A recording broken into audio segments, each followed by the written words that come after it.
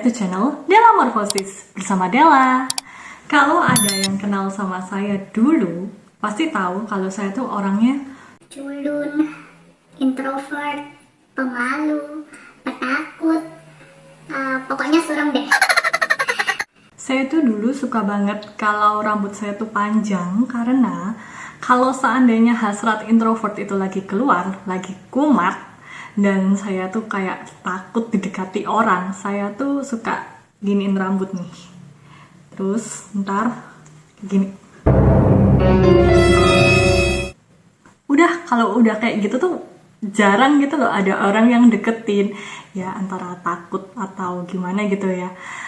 Dan itu yang membuat saya tuh jadinya temen itu tidak banyak. Sampai akhirnya saya itu mulai baca buku-buku yang mengubah saya. Dan itu semua bermula dari waktu saya SMP. Waktu saya SMP itu saya mulai tahu salah satu buku yang benar-benar bestseller waktu itu, diperkenalkan oleh teman saya, dan saya tertarik gitu pada buku pengembangan diri ini. Hari ini saya akan bongkar buku-buku pengembangan diri yang mengubah saya, dan saya ambil top 3 yang saya suka. Yang pertama, buku yang saya temukan waktu saya SMP itu adalah Chicken Soup. Buku Chicken Soup pertama yang saya beli waktu itu adalah Chicken Soup for the Teenage Soul. Ini bukunya. Chicken Soup for the Teenage Soul. Kemudian saya tuh suka koleksi Chicken Soup dari serian-serian awal sampai serian-serian yang terakhir. Itu dulu tuh awal Chicken Soup keluar itu modelnya dia covernya kayak gini, ada 2 cover gitu. Jadi tuh kayak ada bajunya gitu, cover yang berwarna. Dalamnya tuh covernya kayak gini nih, nggak ada apa-apa sih, nggak menarik gitu ya kalau nggak ada cover depannya. Dan masih ada stempelan bestseller gitu. Ini tuh yang awal keluar tuh tipenya kayak gini, Chicken Soup yang saya tahu waktu saya SMP dulu. Terus Chicken Soup ini juga masih serian awal Chicken Soup, masih ada stempel bestsellernya. Juga covernya masih 2 double, ada bajunya. Terus semakin ke belakang ternyata Chicken Soup itu semakin bervariasi, dan dia itu sudah nggak pakai 2 cover. Dia udah 1 cover gini ya, udah cantik gitu, udah praktis. Terus mulai lagi berubah, Chicken Soup itu modelnya lebih menarik lagi sih menurut saya, lebih colorful daripada Chicken Soup yang sebelumnya. Dan ini dari Gramedia penerbitnya. Ini yang mulai saya banyak koleksinya itu yang waktu seri ini, Chicken Soup-nya. Terus dia mulai bervariasi lagi, Chicken Soup-nya itu udah mulai macam-macam sih. Ini gede banget Chicken Soup-nya, beda dari Chicken Soup yang biasanya itu kan tebalnya kira-kira kayak gini ya. Dia kecil, kalau dibandingin yang ini lebih tipis tapi dia lebih gede. Jadi udah mulai bervariasi, bahkan ada Chicken Soup itu yang seriannya tuh kecil, praktis kayak gini nih. Kecil, bisa dibawa kemana-mana. Menyenangkan sekali ya baca Chicken Soup itu. Terus mulai maju lagi, semakin ke belakang tuh Chicken Soup modelnya kayak gini, udah nggak gambar orang-orang. Kalau sebelumnya kan seriannya kan banyak gambar orang-orang begini ya. Sekarang tuh kayak sudah nggak ada gambar orang-orangnya, lebih kayak pemandangan, dan dia udah lebih luas sih cakupannya kayak gitu. Yang terakhir dia kembali ke mode yang simple lagi, jadi udah nggak ada gambar orangnya, juga nggak begitu itu ya, nggak begitu colorful, jadi simple sih sekarang itu Chicken Soup-nya. Ini yang serian terakhir yang saya punya kayak gini modelnya. Dan Chicken Soup itu ternyata nggak cuman apa ya untuk orang dewasa, tapi dia tuh juga ternyata ngincer anak-anak juga, sehingga ada Chicken Soup itu yang modelnya komik ternyata. Ini saya sebenarnya buat anak-anak ya. Ini saya dapat waktu saya ulang tahun, waktu itu saya sudah remaja padahal. Tapi ya sudahlah, terima kasih untuk yang memberi. Nah, ini modelnya. Jadi menarik untuk anak-anak itu, Chicken Soup kayak gini tuh pasti mereka senang banget sih bacanya. Dan Chicken Soup itu pernah menyelamatkan skripsi saya. Jadi waktu itu saya kuliah di manajemen perhotelan salah satu universitas, dan pada masa saya itu skripsi dikerjakan satu grup isinya 2 orang, yaitu saya dan juga teman saya waktu itu 1. Topik dari skripsi yang kita angkat waktu itu adalah gaya hidup minum teh. Waktu itu kita butuh buku referensi yang bisa menunjang skripsi kita. Kita pergi ke toko buku di salah satu mall untuk cari buku referensi yang bisa kita pakai. Alih-alih pergi ke rak bagian, kan harusnya kan bagiannya tuh kayak pergi ke bagian gaya hidup kayak, atau pergi ke bagian tanaman yang tentang teh lah atau apalah. Saya tuh malah pergi ke bagian pengembangan diri, rak pengembangan diri spesifik yang memuat chicken soup, rentetan chicken soup di sana. Dan ternyata chicken soup menyelamatkan skripsi saya waktu itu. Jadi saya menemukan buku ini, Chicken Soup for the Tea Lover Soul, untuk pecinta teh. Biasanya kan chicken soup itu isinya cuman cerita-cerita pendek dari orang-orang.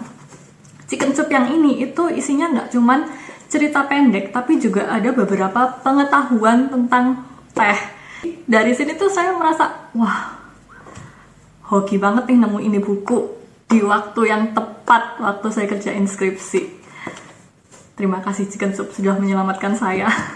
Chicken Soup itu bagusnya adalah dia itu ceritanya pendek-pendek tentang kisahnya orang-orang, dan itu membuat kita itu bisa mengambil moral ceritanya tanpa merasa terhakimi. Kan ada tuh buku-buku yang membuat kita tuh refleksi, tapi kita merasa dijudge, merasa dihakimi. Tapi kalau ini enggak, karena kita baca kisahnya orang, tapi di satu sisi kita bisa ambil moral ceritanya tanpa merasa dihakimi.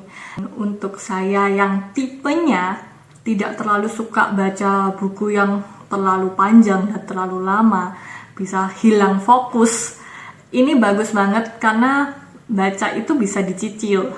Jadi mungkin satu hari kita bisa baca 1 kisah aja atau 2 kisah aja, besok lagi 1 kisah lagi, 2 kisah lagi.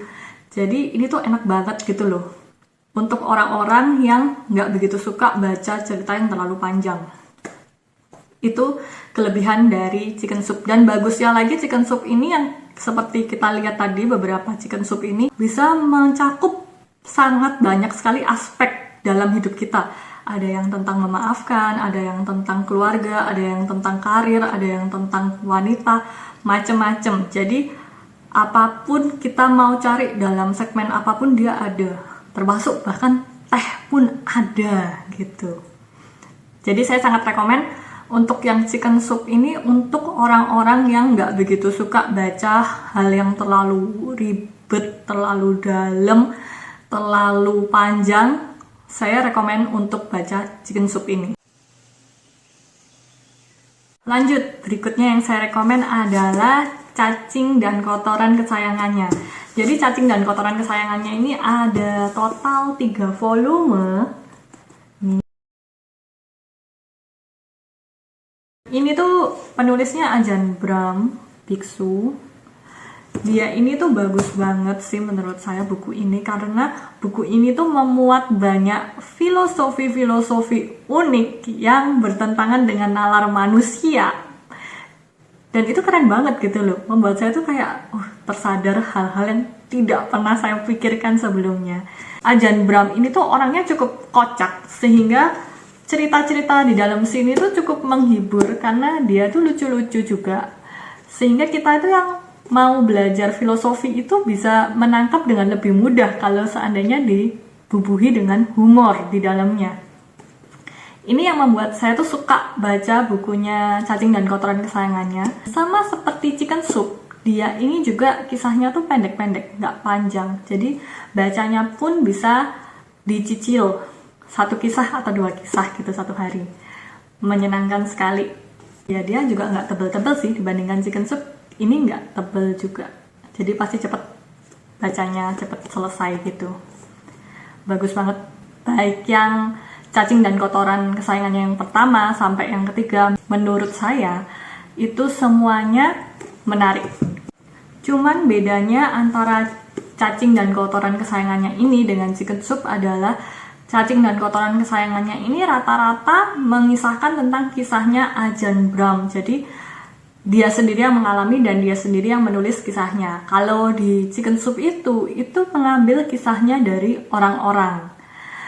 Jadi bukan dari autornya sendiri.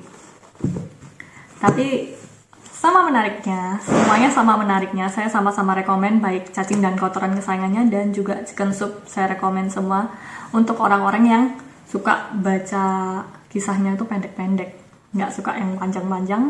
Saya juga rekomen ini. Buku terakhir yang saya rekomen dan menurut saya buku ini itu sangat-sangat bagus, dan sejujurnya buku ini tuh yang paling banyak berpengaruh dalam perubahan saya, yaitu 7 Habits. Ini waktu itu saya dapat sebagai hadiah waktu saya remaja, makanya ini yang untuk remaja ya, for teens. Sebenarnya tuh ada banyak, ada juga yang untuk dewasa. Kebetulan saya punyanya yang untuk remaja, ya sudahlah. Tapi intinya sama, cuman pembawaannya aja beda. Dan 7 Habits ini benar-benar bagus banget karena isinya itu membuat kita lebih kayak apa ya, menemukan diri kita kembali. Kita kayak dituntun cara kita itu mengenali diri kita. Dari kita itu kelebihannya apa, kekurangannya apa, prinsip-prinsip, nilai-nilai yang mau kita anut tuh apa saja, kemudian kita mau mengadopsi sifat-sifat seperti apa, cara kita bersikap, cara menentukan prioritas, semuanya ada lengkap di sini dan dibawakan itu dengan cara-cara yang ringan menurut saya. Jadi kayak ini kan untuk remaja ya, biasanya remaja kalau baca hal-hal yang ribet kayak gitu kan kayak gak suka. Tapi saya suka banget. Dan 7 Habits ini saking bagusnya, sampai di salah satu hotel tempat saya kerja dulu, mereka ada pelatihan yang menggunakan 7 Habits ini. Dan itu hotel tingkatannya internasional. Dia pakai 7 Habits ini. Ya sayangnya waktu itu saya nggak sempat sih pelatihan itu. Untung punya bukunya. Jadi untuk kita yang mau lebih mengenali diri, mau tahu cara berubah menjadi pribadi yang super, saya rekomen 7 Habits ini. Oke, itu tadi top 3 dari buku-buku pengembangan diri yang saya punya. Sebenarnya masih ada banyak lagi lainnya, tapi nggak mungkin saya umbar semuanya karena pasti kepanjangan nanti videonya. Dan waktu saya kerja di salah satu hotel bintang 5 di Surabaya, general manager waktu itu bilang ke saya bahwa orang sukses itu biasanya menghabiskan waktu untuk membaca buku, dan dia sendiri pun 1 bulan bisa membaca 5-6 buku.